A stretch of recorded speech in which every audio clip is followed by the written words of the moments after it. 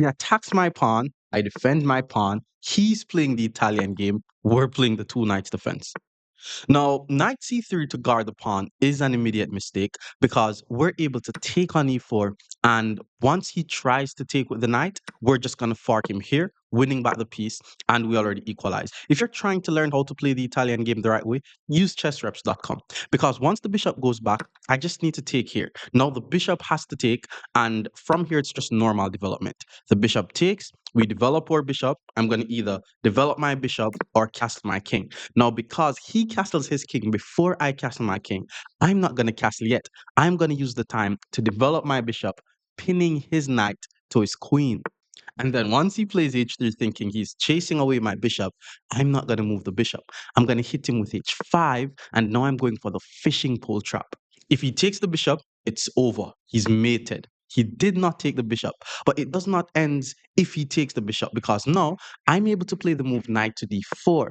Now I'm applying even more pressure to the pinned knight. Then he plays c3 to attack the knight. So if I take his knight, he takes my knight, there's not a lot happening there. So to further complicate the position, I'm going to leave the knight hanging, hit him with f5, attacking the bishop, which means if he takes my knight, I take his bishop, and my pawn attacks his knight.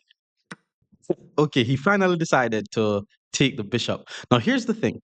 If I take the pawn now, his knight gets access to the g5 square, which means I'm going to take his knight like this with check. Now he has to take back the knight with something. He took with the bishop. Now I take on g5, attacking his bishop. And then he take on b7, thinking he's attacking my rook and I have to move the rook. But we're going for mate, and he already bite the bait. Now we're going to hit him with queen to h4. This is the fishing pole trap. It is mate. Pawn to f3 does not help. He's trying to run away with the king. But once we play pawn to g3, there's absolutely nothing he could do to avoid getting checkmated. He checks the king. Let's just move. And he resigns. Learn the Italian game on chessreps.com.